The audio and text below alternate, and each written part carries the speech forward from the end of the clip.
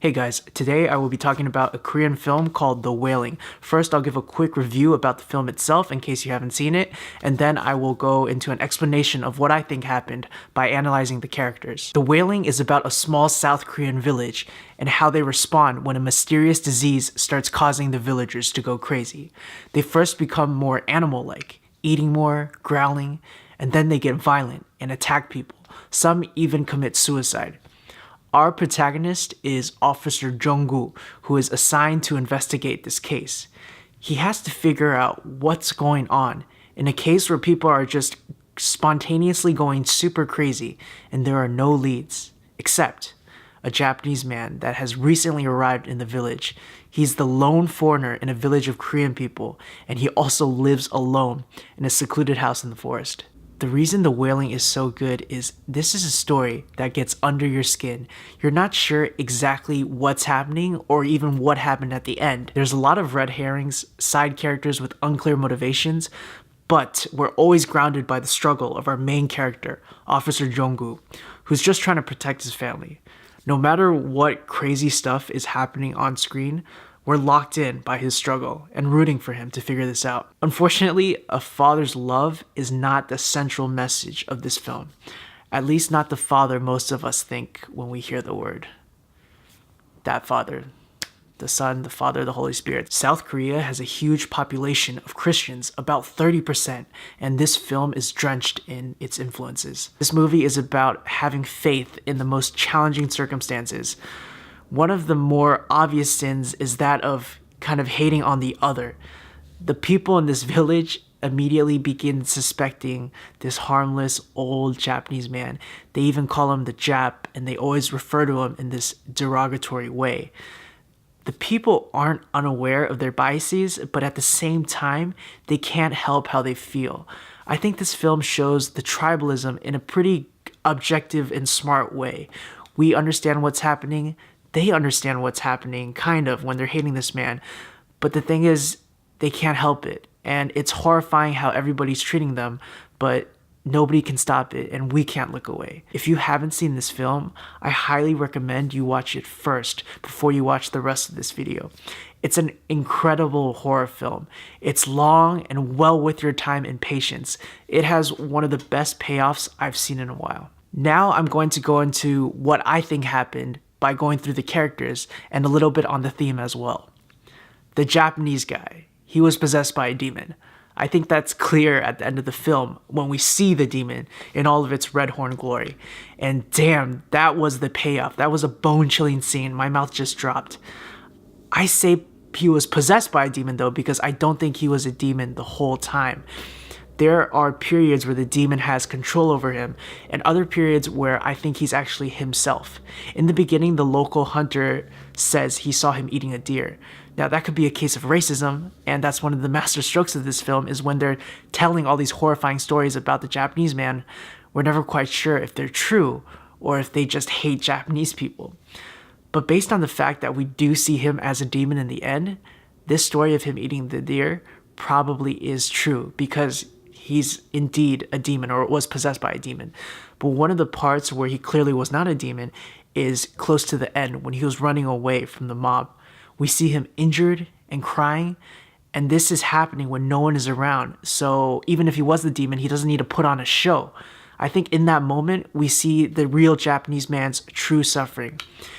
If we accept that he's only possessed by a demon at certain times, then the section where we hop between him and the exorcism of the daughter makes sense.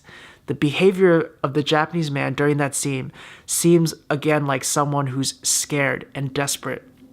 I think in this moment, he's human, and he was trying to rid himself of the demon with his own exorcism techniques. The daughter clearly is also infected by something, but by what if the demon is in the Jap? This scene would imply that the demon is not in Jap's body, but in the girl's body. But then in the final scene, when the girl kills the family, that happens congruently with the demon form's final reveal. This would discount the notion that two people can't be possessed at the same time. So I think the word demon can be replaced by evil, and it can inhabit multiple people at once. You could also interpret this as there are multiple evil entities roaming around, but they ultimately work together. The Ghost Lady is the Jesus allegory of this film. It's most obvious towards the end again, when she's warning Officer Jong-gu that returning to his home would endanger his family. And she's right. We also see the flower trap protection she set up instantly wilt when he enters his front yard. In the beginning of the film, she's also throwing stones at the cop and his partner. This might be an allusion to the phrase, which I'm paraphrasing, let he who be without sin cast the first stone, or something like that. She, in essence, is warning the cops about what's to come, because they do end up trying to kill the Japanese man. Not with stones, but with long, sharp weapons and other stuff. If we accept that she is the good spirit, then it makes sense when the shaman projectile vomits in her presence. The shaman is in cahoots with the demon. He might not be a demon himself, but he's essentially sold his soul to the devil. This is also proven in the final scene, where he has the whole collection of pictures of all of the victims that were originally found in the Japanese man's possession. Because we know the Japanese man is the demon at times, the shaman's possession of these pictures reveal that they in fact have interacted, even though we've never seen this. Now back to the vomit. When the shaman arrives at Jong-gu's house, he throws up. As the viewer, we initially think it's due to the presence of the evil that's in the house or in the girl, but the ghost lady is also there, and he backs away from her in fear. She is the reason he throws up, because she is the good spirit that can actually foil his plan of killing the girl or stealing his spirit. In the final scene, the shaman is also the one that convinces Jong-gu to go back home, which ultimately ends up in his family's demise. The Japanese woman begs him to stay, tells him this is the only way to protect his family. But Jong-gu does not have enough faith in the ghost lady. Up until this point, we are right there with him in not trusting the ghost lady. She's been there in all of these sketchy moments and does not look innocent by any stretch of the imagination. That is the heart of this film. It's this incredible test of faith that exists in the Christian doctrine, where regardless to all of the evidence in either direction, it requires you to have faith. The moment he makes his decision to not have faith in her, it leaves her crying, almost like she's in pain. Clearly, she's suffering for his mistake, bearing his cross, some might say. Quickly on the daughter, she never really gets better. In the same way that the Japanese man revealed his true unpossessed self in key moments, the doctor does the same in these small moments of clarity, like when she's crying in his father's arms or she's genuinely scared. In summary, The Wailing is similar to the story of Abraham, who was asked to sacrifice his son Isaac in the name of God.